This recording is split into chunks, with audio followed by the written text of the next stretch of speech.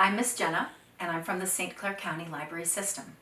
Welcome to Folktales and Fables, the first in our short series where we're going to introduce you to stories from all around the world. A fable and a folktale are a similar kind of story, but they're just a little bit different. Fables are made-up stories. Usually the characters are animals, but they act like people, and they always teach you a lesson. Folktales are stories that could be made up or not, but they're from a particular place, and they're usually told over generations, over and over, and they change a little depending on who's the storyteller. The characters can be animals or people or both, like in our story today. This story is from the Sioux Indians living around the Dakota Plains in the United States, and it's called The Three Spells. A hunter named Odakota fell in love with a beautiful girl named Ihawi, and he asked her to marry him. "Oh, Odakota, I can't marry you," she said. "I'm the only family left for my grandmother, and she would never allow me to marry. She will think that if I marry, I will leave." And Odakota laughed, and he said, "Well, that's okay then. I'll just talk to her. I'll tell her we won't leave." But Ihawi shook her head. "Odakota, she will not believe you. And she has many powerful spells. She will turn you into a stone, or she will put a spell on you and make you forget me." So Odakota said, "Well, then we will run away. My horse is the fastest in the land, and we will sneak away tonight before the moon rises." And Ihawi wanted to believe him, so she agreed. And that night, when everything was dark, dark and shadow, and she could hear the grandmother snoring, Ihawi packed a small bag with her most precious belongings and sneaked out of the teepee. She ran to meet Odakota and jumped up behind him on his horse, and they rode as fast as they could. And Odakota laughed, "Oh, Ihawi, we will be free." But they had not gone very far before Ihawi heard a sound behind her that she recognized, the pounding, pounding, pounding of her grandmother's feet. She said, "Odakota, my grandmother has realized that I'm gone, and she's following us." And Odakota laughed, and he said, "Your grandmother is very old. She can't run as fast as my horse. She will never catch us." But Ihawi shook her head and said, "Odakota, my grandmother has a pair of magic boots, and they carry her as fast as a windstorm." And sure enough, they could hear the grandmother getting closer, calling, "Ihawi, Ihawi, don't run away from me." But Ihawi had learned some spells from her grandmother too. And she reached into her bag and she pulled out a mitten and threw it behind her. And as soon as it hit the ground, it changed into a huge charging buffalo running straight for the grandmother.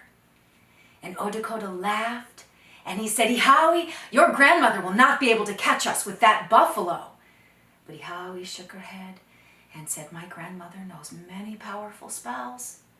And sure enough, before the buffalo could reach the grandmother, she had turned it into an ant, and it was too small even to see.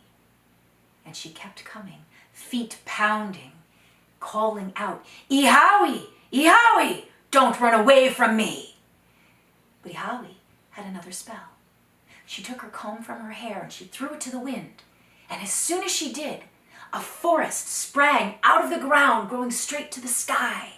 The branches tangled all up in one another, and thorn bushes coming from the ground, so thick that they couldn't even see the grandmother behind them anymore. But Odakota laughed, and he said, "Ihawi, your grandmother will never be able to get through that forest and reach us. That will stop her, even with her magic boots." But Ihawi shook her head, and she said, "Odakota, my grandmother has a magic walking stick." And sure enough, they could see the grandmother emerging from the forest, swinging her walking stick in front of her, felling the trees, sweeping the thorn bushes away as easily as dried grass, calling out, "Ihawi, Ihawi, don't run away from me." Odakota said, "Ihawi, do you have any more spells?" Ihawi said, "I have one last spell." And she took an awl from the fabric of her shirt. An awl is a long needle, very sharp, and Ihawi used it to sew buffalo hide.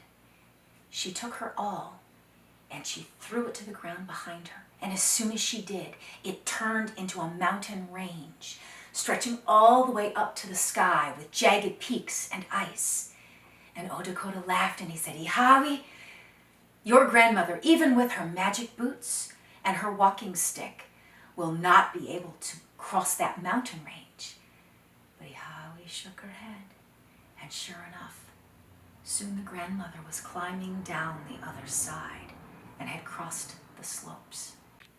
But now Odakota and Ihawi had come to a great wide river, swift and fast and impossible to cross or ford. And Ihawi was out of spells. But Odakota looked at the riverbank, and there was a flock of hundreds and hundreds of cranes. And Odakota called out, "Crane friends, help us! Help us cross the river, and we will honor your names forever." And the cranes were pleased that Odakota had addressed them so respectfully. And they formed a bridge with their bodies, neck to tail, neck to tail, neck to tail, all the way across the river. And Odakota and Ihawi jumped from their horse, their feet carrying them as fast as they could, over the bodies of the cranes, over the river. And as their feet left one crane, it would separate. And so as they crossed, the bridge dissolved, leaving them safe on the other side. But the grandmother came to the river now,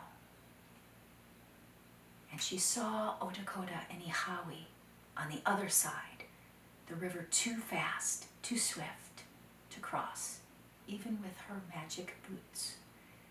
So she called to the cranes, and she poked at their legs with her walking stick and said, "Cranes, help me across, or I will turn you into lumps of wood." And the cranes ruffled their feathers, and they squawked, but they did not want to be turned into lumps of wood. So again they formed a bridge, neck to tail, neck to tail, neck to tail, all the way across the river. And the grandmother began to cross the bridge, her feet pounding on the bodies of the cranes. But when she reached the center of the bridge, on the crane bodies, they separated and flew away. And with a scream and a sizzle, she plummeted into the water, and there was nothing left. No grandmother, no magic boots, no walking stick, no spells.